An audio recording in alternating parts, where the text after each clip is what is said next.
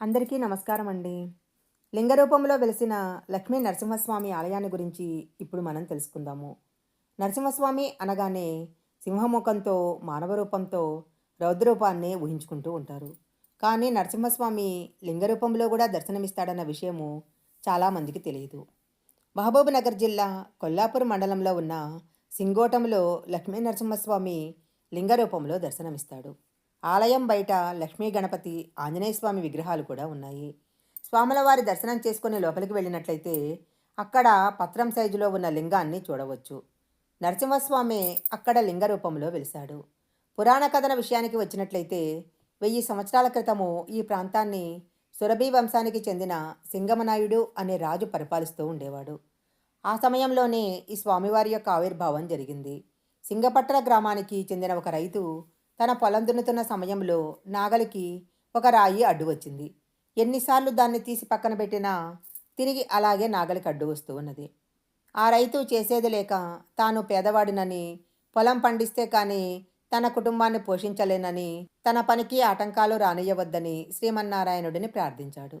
భక్తుడి మొరవిన్న భగవంతుడు ఆ రోజు రాత్రి సింగమనాయుడి కలలో కనిపించి తాను ఉత్తర దిశలో ఉన్న పొలంలో వెలిశానని, తనను రైతు గుర్తించలేకపోయాడని, తనను గుర్తించి ప్రతిష్ఠించి పూజలు జరపమని ఆదేశించాడు. వెంటనే రాజు తలుచుకుంటే పనేముంది?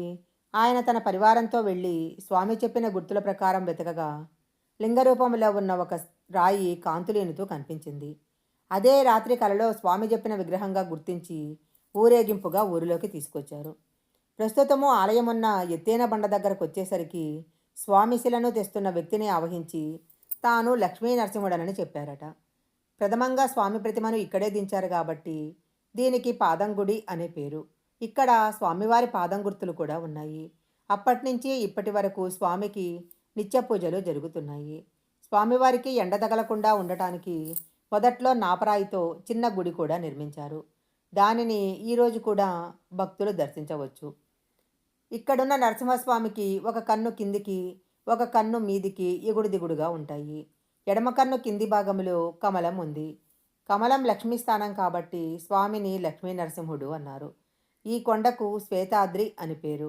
నరసింహస్వామిని ప్రతిష్ఠించిన సమయంలోనే ఆంజనేయ స్వామి వారిని కూడా ప్రతిష్ఠించారు. ఈ స్వామి లింగాకారంలో ఉండటమే కాకుండా హరిహరులకు భేదం లేదు అని తెలపటానిగా అన్నట్లు స్వామివారికి త్రిపుండ్రము, ఊర్ధ్రపుండ్రాలు ఉన్నాయి. పూర్వము శైవులకు, వైష్ణవులకు ఎవరికి వారే గొప్ప అనే వివాదం ఉండేది. ఆ సమయంలో ఈ స్వామి అర్చకత్వం ఎవరు చేయాలి అనే వాదన ఏర్పడింది. ఆ సమయంలో ఆ ప్రాంతాన్ని పరిపాలిస్తున్న రత్నమాంబాదేవి సమస్య పరిష్కారానికి పుష్పగిరి పీఠాధిపతులను జీఆర్ స్వాములను ఆహ్వానించారు. వారు స్వామివారికి అభిషేకం చేసి చూస్తే హరిహరులకు భేదాలు లేవు అని తెలపటానికి స్వామివారికి అడ్డనామాలతో పాటు నిలువునామాలు కూడా కనిపించాయి. అప్పటి నుంచి ఈ భేదాలు లేని స్మార్తులైన ఓరుగంటి వంశీయులు ఇక్కడ అర్చకత్వం నిర్వహిస్తున్నారు. ఈ సమయంలోనే ఆలయానికి పక్కన శివాలయము, పుష్కరిణి కూడా నిర్మించారు. మొదట నాపరాయితో చిన్నగా కట్టబడిన ఈ గుడి క్రమంగా అభివృద్ధి చెందింది. నిజాం కాలంలో చంద్రలాల్ బహదూర్ ఈ దేవాలయానికి అనేక భూములు ఇచ్చారు. ఈ దేవునికి ఆలయము క్రీస్తు శకము 1795లో నిర్మించబడింది. ఈ ఆలయ ప్రాంగణంలో ఉన్న పుష్కరిణిలో భక్తి శ్రద్ధలతో కనుక స్నానం చేస్తే అన్ని రాగాలు పోతాయని భక్తులు విశ్వసిస్తుంటారు. ఈ పుష్కరిణిలో స్నానం చేసి తడి బట్టలతో మొక్కులు తీర్చుకుంటూ ఉంటారు. ఈ పుష్కరిణిలో బెల్లం గడ్డలు వేసి స్వామిని మొక్కుకుంటే తమకు లేచిన గడ్డలు, కురుపులు పోతాయని భక్తులు నమ్ముతుంటారు. నీటి ఎద్దడి ఏర్పడి జలాశయాలన్నీ ఎండిపోయినా పుష్కరిణిలో మాత్రం నీరు అలానే ఉంటుంది. శ్రీ నరసింహస్వామి ఆలయానికి ఎదురుగా 1/2 కిలోమీటర్ దూరంలో రత్నగిరి అనే కొండ ఉంది. ఈ కొండ మీద 1857లో రాణి రత్నమాంబ రత్నలక్ష్మీదేవిని ప్రతిష్ఠించారు. ఈ కొండ మీద కనిపించే భవనము కొల్లాపూర్ రాజావారి విడిది భవనము. ఇక్కడ సంక్రాంతి నుంచి వారం రోజుల పాటు బ్రహ్మోత్సవాలు, తరువాత 25 రోజులు జాతర జరుగుతాయి. అత్యధిక సంఖ్యలో ఇక్కడికి ప్రజలు హాజరవుతారు. మహబూబ్ నగర్ జిల్లాలోని కొల్లాపూర్ మండలంలో ఉన్న ఈ క్షేత్రము కొల్లాపూర్ నుంచి 9 కిలోమీటర్ల దూరంలో ఉంది.